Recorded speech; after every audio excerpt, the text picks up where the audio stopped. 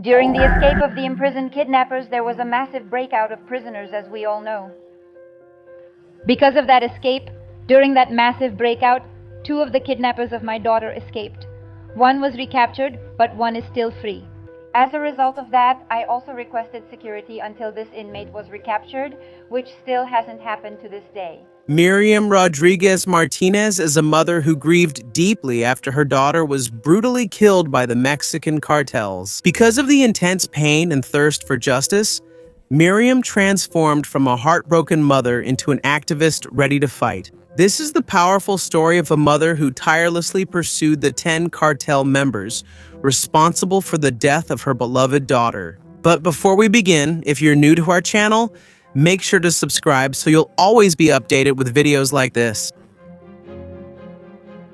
Miriam Elizabeth Rodriguez Martinez was born in 1960 in San Fernando, Tamaulipas, where she lived what seemed to be a simple life. But because of the ongoing cartel wars and violence in the area, many of her family members, including her child, moved to other places to avoid danger. San Fernando is considered a ticking time bomb because it is located on the main route heading north in the state of Tamaulipas toward the United States. According to the New York Times, the area has an extensive network of dirt roads and rugged terrain used by smugglers as safe passage for their illegal activities. From 2007 to 2012, Mexico experienced intense violence, from the rise in violence that resulted in a threefold increase in killings. More than 60,000 people were killed during this period, while many others went missing or were forced to flee out of fear. Despite the danger, Miriam's 20-year-old daughter, Karen Alejandra Salinas Rodriguez, chose to stay in the city to finish her studies and help with her mother's business. Everything was fine until tragedy struck in 2007. Karen was abducted by the notorious Rosetta's cartel. Miriam and her family quickly began their relentless search. The kidnappers demanded a large ransom in exchange for her child's freedom. Los Zetas is a well-known criminal organization in Mexico based in Nuevo Laredo. It started in the late 1990s from former soldiers of the Mexican army who became the enforcement arm of the Gulf Cartel. They are known for extreme violence and do not hesitate to kill. They are involved in drug trafficking, extortion, kidnapping, assassination, and other crimes. They are one of the most ruthless cartels that caused the intense drug war in Mexico, where thousands of innocent people have been affected. The conflict between the cartels leads to turf wars, battles for control of territory.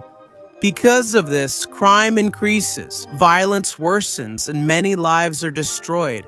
Between cartels like Sinaloa and Tijuana, these areas become centers of bloody battles for contraband, power, and influence. Edgar Valdez Villarreal, also known as La Barbie, was also involved in rival cartel conflicts with Los Zetas. According to reports, the Zetas kidnapped and killed Valdez's brother as revenge.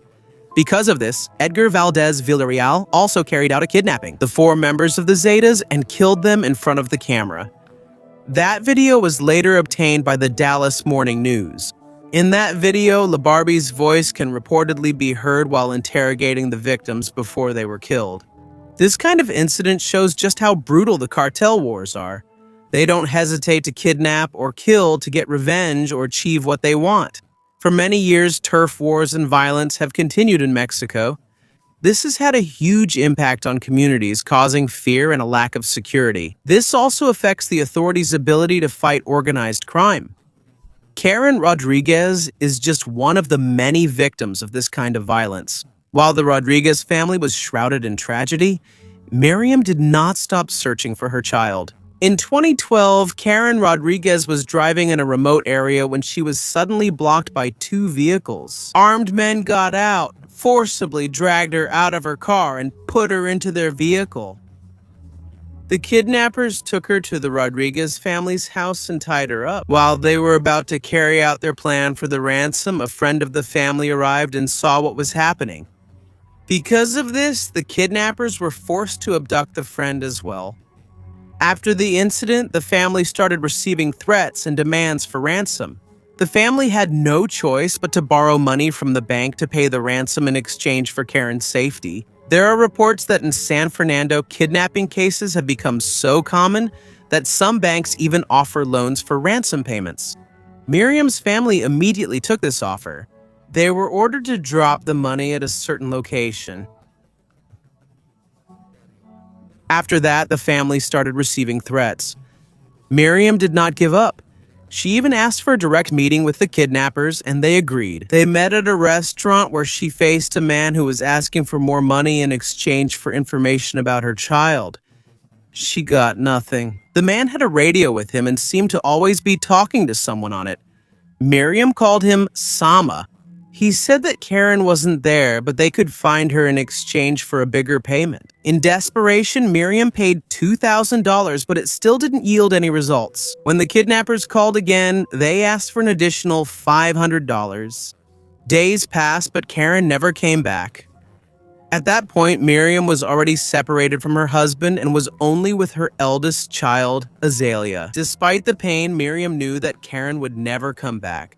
But instead of giving up, she promised to continue searching until everyone responsible for her child's disappearance was caught. This was the beginning of Miriam's journey as a vigilante detective. An important point to remember is why Miriam resorted to such extreme measures to investigate her child's disappearance.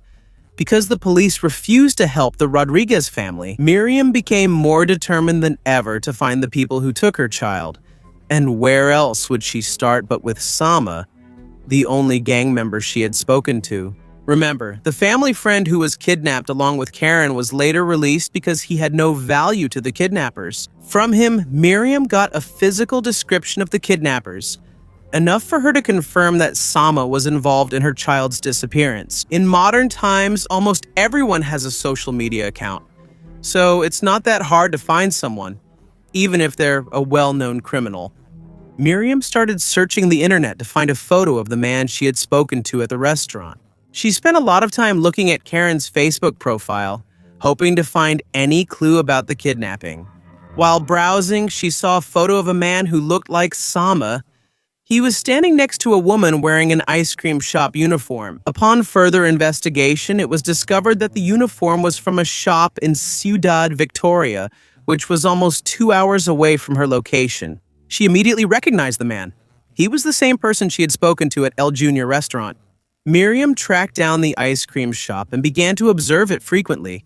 She recognized the female employee from the photo and found out her work schedule. She watched her every day until Sama finally arrived at the shop. She followed her all the way home and recorded her address. What Miriam was doing seemed strange and scary, but in her situation, this was the only way to get justice. But this information was still not enough for the police to take action. She still needed stronger evidence, so she had to get closer to them. And to do that, she needed to hide her identity. Miriam cut her hair and dyed it bright red so she wouldn't be recognized. She wore the old uniform from her previous job at the Ministry of Health and pretended to be conducting a survey, knocking on every house in Sama's area. Her goal was to gather information about Sama and his group. After her investigation, she brought all the evidence she had gathered to the authorities, hoping they would help her, but this is where she encountered a major obstacle. Because of the widespread violence in the area, attacks, kidnappings, and thousands of missing people, the police could no longer handle all the cases. There are as many as 70,000 missing people, and the number of crimes continues to rise. Because of this, Miriam's case did not receive enough attention. She even had to look for someone willing to help. And by the time she finally got an arrest warrant, it was too late. Sama had already moved. Despite the setback, Miriam did not give up. She continued to investigate, search for, and identify other members of the gang. Eventually, she found many photos of Sama and his companions, proof of her skill in investigating. And perhaps it was fate, Sama appeared on her radar once again. On September 15, 2014, Mexico's Independence Day, Luis, Miriam's son, was closing his store in Ciudad Victoria when he noticed a familiar thin man enter his shop. He recognized him. It was Sama. He immediately dropped everything and called his mother while closely watching Sama's movements. With the help of the police, Sama was arrested. He also immediately pointed out his accomplices in the kidnapping. Among the names that came up was Christian Jose Zapata Gonzalez, an 18-year-old man. Christian was brought in for interrogation, and Miriam witnessed it. In her view, he seemed like just a scared kid. Miriam felt sorry for him. On one occasion, she even personally brought food and drinks for the young man. According to Idalia Salidar Vicencio, a friend of Miriam who was also present at the investigation, Miriam said, "And I'm still a mother when I heard her. It felt like she was my own child too." Because of the compassion Miriam showed, Christian eventually told the investigators the whole truth, including the location where Karen was taken. He said, "I'm willing to take you to the ranch where they were killed and where their bodies might be buried." Christian brought the authorities to an abandoned ranch near San Fernando, Tamaulipas. The place was full of bullet holes, a clear sign of a battle that happened a few months ago. The whole place looked terrifying. While exploring the ruins of the ranch, Miriam found a scarf. She recognized it. It was her daughter Karen's scarf. She also saw part of the seat from Karen's car on top of the ruins. These pieces of evidence strengthened Miriam's suspicion that her daughter had been killed. But according to forensic reports, Karen's body was not immediately found at the ranch. So Miriam refused to believe that she was gone. In 2015, scientists confirmed that Karen's remains were also found in the area after a massive excavation of bodies in the region. But because of Miriam's persistent efforts, the area was re-examined and Karen's thigh bone was eventually found. While Miriam was on her way home from the ranch, she passed by a barbecue restaurant where she and Azalea ate 2 days after Karen was abducted. She also remembered meeting with a former neighbor, Elvia Uri Betancourt. She remembered asking Elvia if she had seen Karen, but the woman denied it. For Miriam, there was something strange about her answer, a hunch she couldn't explain. Because of this, she started investigating Elvia. She discovered that Elvia had a romantic relationship with one of Karen's kidnappers who was then in prison. Just like what she did with Sama, Miriam started keeping watch again. She waited during visiting hours at the prison until Elvia appeared. There, she was also arrested. Later, it was discovered that some of the ransom calls received by Rodelio's family also came from Elvia's house. Once again, Miriam's skill in observation and investigation was proven. Months passed, but Miriam did not stop. She continued to search for the truth and for others involved in her child's disappearance. In her investigation, she encountered a man named Enrique Joel Rubio Flores, who was also identified as one of the people involved in Karen's abduction. The media called him a born-again Christian. After this, Miriam returned to Enrique Joel Flores' hometown in Aldama and visited his grandmother. Miriam found out from his grandmother that he regularly attended church. Because of this, Miriam started attending Mass at Enrique's church to keep an eye on him. Eventually, Miriam informed the authorities about what she had discovered, and Enrique Joel Rubio Flores was arrested right inside the chapel. While the arrest was being carried out, Enrique's family pleaded with Miriam for mercy, but she firmly refused. She said, "Where was his mercy when they took my child's life?" But Miriam's most dangerous investigation did not end here. At this point, Miriam Rodriguez was already 56 years old and had been pursuing those who took her child's life for several years. But it seemed she didn't care about herself. She continued the fight until justice was served. This time, her target was a young man who used to be a florist. Miriam discovered that before joining the cartel, he used to run a flower shop, and he probably returned to his old business to avoid the authorities. With the help of an anonymous tip, Miriam tracked down the man who was selling eyeglasses near the border of Mexico and the United States. When the man recognized him, he ran away. But Miriam was ready. He chased him, threatened him, and pointed his weapon. He held the man for almost an hour until the authorities arrived. At this point, Miriam didn't seem like just a simple investigator anymore. She was like an undercover agent or James Bond.